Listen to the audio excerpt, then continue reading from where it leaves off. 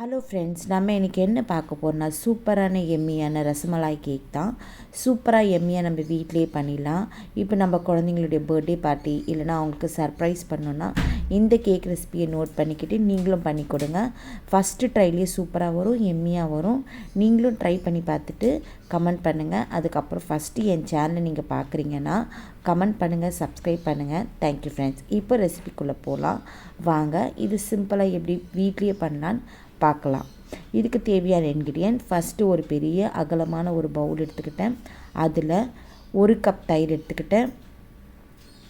நான் eggless rasmalai cake தான் பண்ணுறேன். 1/2 கப் எண்ணெய் போட்டுக்கோங்க. நீங்கள் தேவைப்பட்டால் பட்டரும் நீங்கள் போட்டுக்கலாம். இந்த ஸ்டேஜில் நம்ம தயிர் ஏன் ஆட் பண்ணுறோன்னா அப்போ தான் உங்களுக்கு கேக் நல்லா ஸ்பாஞ்சியாகவும் சாஃப்டாகவும் வரும்.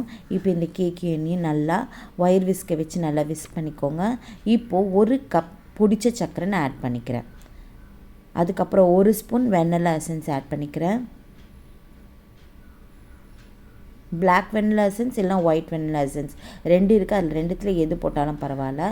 இது ஃப்ளேவருக்கு தான், நல்ல டேஸ்ட் கொடுக்கும், ஃப்ளேவராகவும் இருக்கும். இப்போ இதெல்லாம் போட்டு ஒரு நல்லா மிக்ஸ் பண்ணிக்கோங்க. இப்போது 1 கப் மைதா நீங்கள் ஆட் பண்ணிக்கோங்க. ஒரே கப், எந்த கப்பில் நீங்கள் மெஷர் பண்ணுறீங்களோ அதில் நீங்கள் மெஷர் பண்ணிக்கோங்க. இதோடைய மெஷர்மெண்ட்லாம் நான் டிஸ்கிரிப்ஷனில் கொடுக்குறேன், போய் செக் பண்ணிக்கோங்க. இது இன்க்ரீடியன்ட்ஸ். இப்போது 1 ஸ்பூன் பேக்கிங் பவுடர் ஆட் பண்ணிக்கோங்க. 1/2 ஸ்பூன் பேக்கிங் சோடா ஆட் பண்ணிக்கோங்க. எல்லாமே ஜலிச்சு போட்டுக்கோங்க. அப்போ தான் லம்ப் இல்லாமல் இருக்கும், கட்டிகள் இல்லாமல் இருக்கும். இப்போ இதெல்லாம் போட்டு நல்லா மிக்ஸ் பண்ணிக்கோங்க.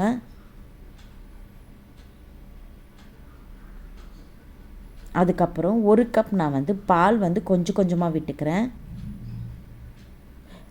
ஃப்ளோயிங் கன்சிஸ்டன்சியில் இருக்கணும். ரொம்பவும் திக்காகவும் இருக்கக்கூடாது, ரொம்பவும் தண்ணியாகவும் இருக்கக்கூடாது, மீடியம் ஸ்டேஜில் இருக்கணும். இப்போது ஏலக்காய் பொடி போட்டுக்கோங்க. ரசமலாய் கேக்குக்கு நம்மளுக்கு அந்த ஃப்ளேவர் கொடுக்குறதே அந்த ஏலக்காய் பொடி தான். அது சர்க்கரை போட்டு ஏலக்காய் போட்டு மிக்சியில் பொடி பண்ணிக்கோங்க. அந்த தூளை நீங்கள் ஆட் பண்ணிக்கோங்க. அப்போ தான் அந்த ஸ்பாஞ்சிலே உங்களுக்கு நல்ல ஃப்ளேவர் கிடைக்கும். இப்போது பேனில் க்ரீஸ் பண்ணிக்கிட்டு போட்டுக்கோங்க. நான் 8 இன்ச் பேனில் தான் நான் போட்டிருக்கேன். நல்லா டேப் பண்ணிக்கோங்க. அப்போ தான் ஹேர் பபிள்ஸ் ஏதாச்சும் இருந்துச்சுன்னா பிரேக் ஆகும். இப்போ நான் அவனில் 10 மினிட்ஸ் ப்ரீ ஹீட் பண்ணியிருக்கேன். 180 டிகிரியில் 10 மினிட்ஸ் ப்ரீ ஹீட் பண்ணிவிட்டு அதுக்கப்புறம் 30 மினிட்ஸ் நான் பேக் பண்ணி எடுத்துக்க போகிறேன். இப்போ மீன்வைல் நம்ம விப்பிங் க்ரீம் ரெடி பண்ணிக்கலாம். டாப்பிங்ஸு நான் 1 கப் விப் க்ரீம் எடுத்திருக்கேன். அதில் ஃபுட் கலர் சேர்த்துருக்கேன். அதுக்கப்புறம் 1/4 கப் சர்க்கரை போட்டு விப் பண்ணி வச்சுருக்கேன். அவ்வளோதான். இதில் நீங்கள் ரசமலாய் மில்க்கு போட்டு கூட நீங்கள் பீட் பண்ணிக்கலாம். நான் ஏலக்காய் பொடி மட்டும்தான் போட்டு இருக்கேன். இப்போ பாருங்கள், கேக் நல்லா சாஃப்டாக மாய்ஸ்டாக நல்லா என்னுடைய அவனில் 30 மினிட்ஸ்லேயே குக் ஆகிடுச்சு. ஒவ்வொரு அவன் டிஃபர் ஆகும், அதனால் செக் பண்ணி போக் பண்ணி பாருங்கள். அந்த டூத் பிக்கில் போக் பண்ணிங்கன்னா அது க்ளீனாக வந்துருச்சுன்னா பேக் ஆகிடுச்சின்னு அர்த்தம். கொஞ்சம் ஸ்டிக்கியாக இருந்துச்சுன்னா இன்னும் ஒரு 5 மினிட்ஸ் வச்சுக்கோங்க. 30 to 35 மினிட்ஸ் கரெக்டாக இருக்கும். இப்போ பாருங்கள், நல்ல சாஃப்டாக நல்ல ஸ்பஞ்சியாக கேக் சூப்பராக நல்லா வந்திருக்கு. இப்போது இது நான் 2 லேயராக கட் பண்ணி எடுத்துக்க போகிறேன். இப்போ நடுவில் வரலன்னா நீங்கள் த்ரெட்டை வச்சு எடுத்துக்கோங்க, அப்போ சூப்பராக வரும். எப்பவுமே கேக்கை நல்லா ஆற போட்டுருங்க கேக்கை. இப்போ அது 2 பார்ட்டாக நான் பிரிச்சிருக்கேன். அந்த ஒரு பார்ட்டில் நான் ரசமலாய் மில்கை போட்டு வெட் பண்ணிக்கிறேன் கேக்கை. நம்ம கேக்கை வெட் பண்ணாதான் உங்களுக்கு நல்லா மாய்ஸ்டாக இருக்கும், இல்லைனா ஒரு மாதிரி ட்ரையாக இருக்கும். இதை நம்ம ஸ்கிப் பண்ணவே கூடாது, டைரெக்டாக க்ரீம் போடவே கூடாது. நம்ம கேக்கை வெட் பண்ணிக்கணும். யூஸ்வலாக மற்ற கேக்லலாம் நம்ம சுகர் சிரப்பை வெட் பண்ணுவோம். இப்போ ரசமலாயினாலே நம்ம அந்த ரசமலாய் மில்கை வச்சு வெட் பண்ண போகிறோம். இப்போ விப் பண்ண க்ரீம் போட்டு நல்லா அப்ளை பண்ணிக்கோங்க. இது நம்ம வீட்லேயே சாப்பிட போகிறதுனால ஜஸ்ட் லைட்டாக நம்மளுக்கு பிடிச்ச டெக்கரேஷன் நம்ம பண்ணிக்கலாம், அது நம்ம இஷ்டம்தான். இப்போ இது மேலே ஃபுல்லாக நீங்கள் க்ரீம் அப்ளை பண்ணிவிட்டு அந்த ரசகுல்லா பால்ஸை, ரசமலாய் பால்ஸ் நல்லா போட்டுக்கோங்க. மேலே எவ்வளோ வேணுமோ போட்டுக்கோங்க மேலே. அப்போ தான் நீங்கள் கடிக்கும் போது ஒவ்வொரு பைட்லேயும் அந்த ரசமலாய் அந்த கேக்கோட சாப்பிடும்போது உங்களுக்கு அவ்வளோ டேஸ்ட்டாக இருக்கும். இந்த கேக் நிஜமாலே ஹெவன்லி சூப்பராக இருக்கும். நீங்களும் ட்ரை பண்ணி பாருங்கள். சிம்பிள் இன்க்ரீடியன்ஸ் தான், ட்ரை பண்ணுங்கள். இப்போ நான் நெக்ஸ்ட் லேயரில் அதே மாதிரி பண்ணேன், வெட் பண்ணிக்கிட்டேன்.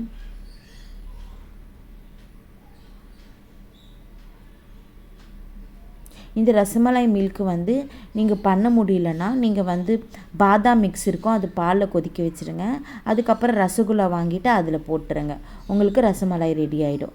சிம்பிள். உங்களால் ரசமலாய் பண்ண முடியலன்னா இப்போ இது நல்லா டாப்பிங்கை நல்லா அப்ளை பண்ணிவிட்டு நம்மளுக்கு தேவையான இன்க்ரீடியன்ட்ஸ் வந்து நம்ம பண்ணிக்கலாம். தேவையான டிசைன் வந்து நம்ம போட்டுக்கலாம். நான் சிம்பிளாக தான் பண்ணுறேன்.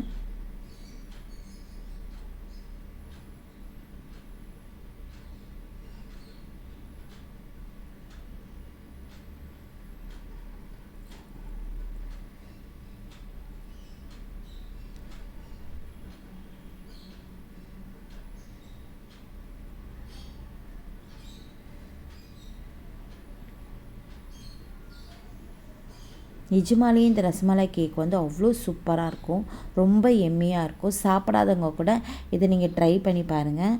கண்டிப்பாக உங்களுக்கு ரசமலாயோட ஃபேவரட் ஆகிடுவீங்க. நான் கூட இந்த ஃபஸ்ட்டு ரசமலாய் கேக் ட்ரை பண்ணும்போது எல்லா கேக்கையும் பீட் பண்ணிடுச்சு. ரொம்ப டேஸ்டியாகவும் ரொம்ப எம்மியாகவும் ஒவ்வொரு பைட்லேயும் உங்களுக்கு அந்த ஃப்ளேவர்ஸ்லாம் சூப்பராக இருக்கும். இதில் வந்து நிறைய ஃப்ளேவர்ஸ் வந்து உங்களுக்கு இருக்கும், மற்ற கேக் மாதிரி கிடையாது. இப்போ நம்மளுக்கு தேவையான டெக்கரேஷன் நம்ம போட்டுக்கலாம். அது மேலே நீங்கள் பாதாம் போட்டுக்கோங்க, பிஸ்டாச்சியோ போட்டுக்கோங்க. இதுக்கு வந்து ரோஸ் பெட்டல்ஸ்லாம் போடுவாங்க. என்கிட்ட ட்ரை இல்லை, அப்படியே நான் போட்டுட்டேன். ஜஸ்ட் சிம்பிள் டெக்கரேஷன் தான். நீங்களும் இந்த மெத்தடில் ட்ரை பண்ணி பார்த்துட்டு உங்களுக்கு எப்படி வந்துச்சுன்னு கமெண்ட் பண்ணுங்கள். கண்டிப்பாக நல்லா வரும். ட்ரை பண்ணி பாருங்கள். பாருங்கள், நான் கட் பண்ணுறேன். எவ்வளோ சாஃப்டாக அந்த நல்லா இறங்குது பாருங்கள். நீங்கள் வந்து நல்லா டெக்கரேட் பண்ணிவிட்டு 1 hour ஃப்ரிட்ஜில் வச்சுருங்க. அப்போ தான் உங்களுக்கு வந்து நல்லா அது ஃப்ரிட்ஜில் இருந்து நல்லா சாஃப்டாகவும் இருக்கும், சூப்பராகவும் இருக்கும். நம்ம கட் பண்ணும்போது நல்லா வரும். ஃப்ரிட்ஜில் வைக்காமல் டைரெக்டாக கட் பண்ணாதீங்க. ஃப்ரிட்ஜில் 1 hour ஆச்சு ரெஸ்ட்டில் நம்ம விடணும் கேக்கை. நம்ம எம்மியான சூப்பரான ரசமலாய் கேக் ரெடி ஆகிடுச்சு. எங்கள் சேனலை நீங்கள் ஃபஸ்ட் பார்க்குறீங்கன்னா ப்ளீஸ் லைக் பண்ணுங்கள், ஷேர் பண்ணுங்கள், சப்ஸ்கிரைப் பண்ணுங்கள். Thank you friends.